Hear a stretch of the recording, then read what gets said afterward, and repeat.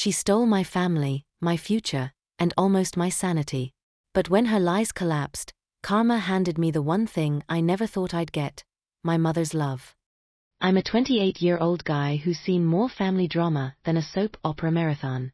Growing up, I thought I had a normal life, you know, the kind where your mom actually gives a damn about you. But life has a way of sucker punching you when you least expect it, and my knockout blow came in the form of a stepsister from hell and a mom who'd rather play favorites than be a parent. It all started when I was 16. My dad had passed away a few years earlier, and my mom decided it was time to move on. Enter stepdad, a guy who seemed decent enough at first. He had a daughter my age. Let's call her stepsister. From day one, something was off about her. She had this way of looking at you like she was plotting your demise while asking to borrow your phone charger. At first, I tried to be the bigger person. I figured, hey, maybe she's just having a hard time adjusting. So I extended the olive branch.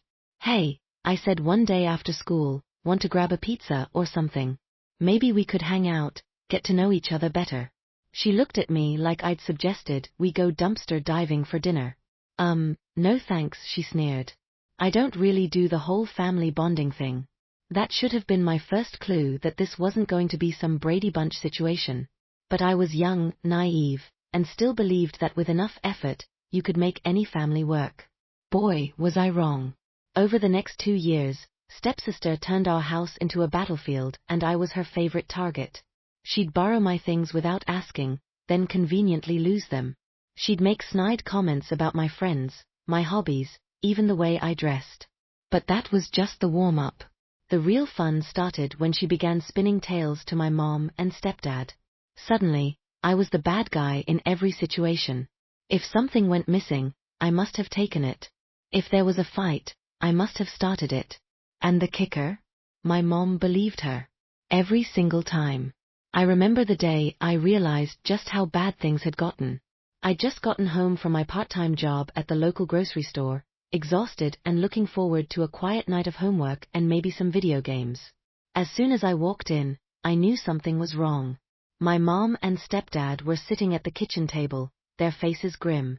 Sit down, my mom said, her voice cold. We need to talk.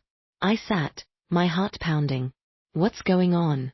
Your sister told us what you did, stepdad said, his face a mask of disappointment. I blinked, confused. What are you talking about? My mom slammed her hand on the table, making me jump. Don't play dumb. She told us about the party, the drinking, the drugs. My jaw dropped. What? Mom, I haven't been to any parties. I've been working every weekend for the past month. But they weren't listening. Stepsister had spun a tale of me sneaking out, attending wild parties, and even dealing drugs at school. It was all lies, of course, but she had proof. Doctored photos, fake text messages, even a small bag of white powder she claimed to have found in my room. I was stunned. Mom, you can't seriously believe this. You know me. I would never. I thought I knew you, she cut me off, her voice trembling. But clearly I was wrong. That night, as I lay in bed, trying to process what had happened, I heard voices from downstairs. Creeping to the top of the stairs, I listened, my heart sinking with every word. I just don't know what to do with him anymore, my mom was saying, her voice thick with tears. Maybe it's time we consider sending him away, stepdad suggested. I know a great military school that deals with troubled teens. I couldn't believe what I was hearing. They were talking about shipping me off, all because of stepsister's lies. In that moment, something inside me broke. The last shred of hope I had for this family dissolved like sugar in rain.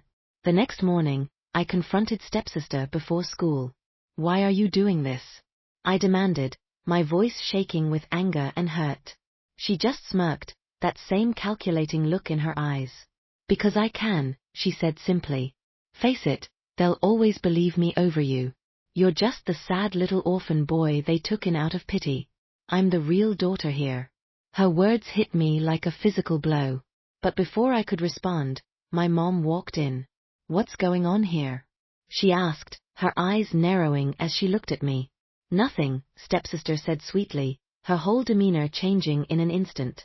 He was just threatening me again. I'm scared, Mom. And just like that, I was the bad guy again. My mom turned on me, her eyes flashing with anger. That's it, she said. I've had enough. You're out of control, and I won't have you terrorizing this family anymore. But Mom, no buts, she cut me off. You have until the end of the week to find somewhere else to live. I'm done. The world seemed to tilt on its axis. My own mother was kicking me out, choosing this interloper over her own flesh and blood. I felt like I was drowning, gasping for air in a sea of betrayal and disbelief. The next few days passed in a blur. I packed what I could, made arrangements with a friend to crash on his couch, and tried to wrap my head around the fact that my life as I knew it was over. On my last night in the house, I overheard stepsister talking on the phone.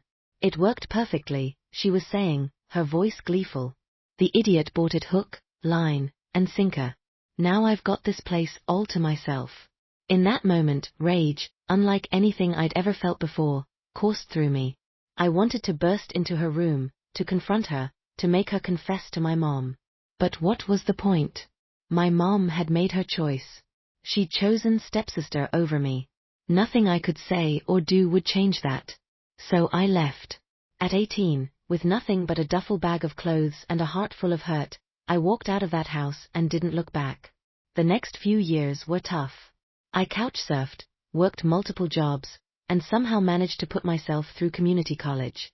It wasn't easy, but every hardship, every sleepless night spent worrying about rent or my next meal, made me stronger. I was determined to prove them all wrong, as to show that I could make something of myself without them. And you know what? I did.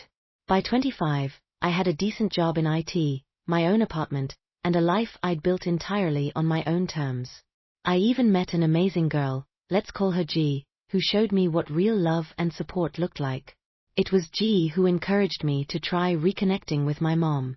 People change, she said. Maybe enough time has passed for her to see the truth. I was skeptical, but I agreed to give it a shot. I reached out, suggesting we meet for coffee.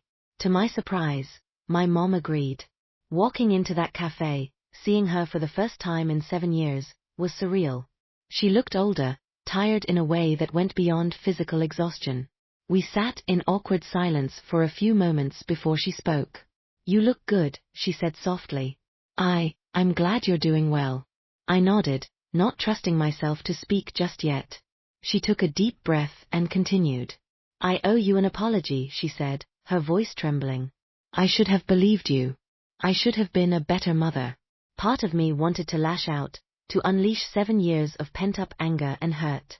But looking at her, I realized something. She was already punishing herself more than I ever could. What happened? I asked instead. She sighed, running a hand through her graying hair. Stepsister, she got caught in a lie. A big one.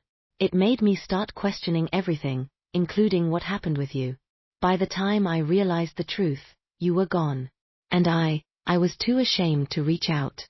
We talked for hours that day, tears flowing freely as we navigated the minefield of our shared past. It wasn't perfect, there was too much hurt for that, but it was a start. Over the next few months, we slowly rebuilt our relationship. I introduced her to G, and for the first time in years, I felt like I had a mom again. Things were looking up. Then came the bombshell. It was a regular Sunday dinner at my place. My mom, stepdad, and even stepsister were there. We'd reached a fragile truce, though I kept her at arm's length. G and I had just announced our engagement when stepdad's phone rang. He stepped out to take the call, returning a few minutes later looking shell-shocked. What's wrong, honey? My mom asked, concern etched on her face. Stepdad collapsed into his chair, his face ashen. It's the company, he said. They've dropped my contract. Effective immediately.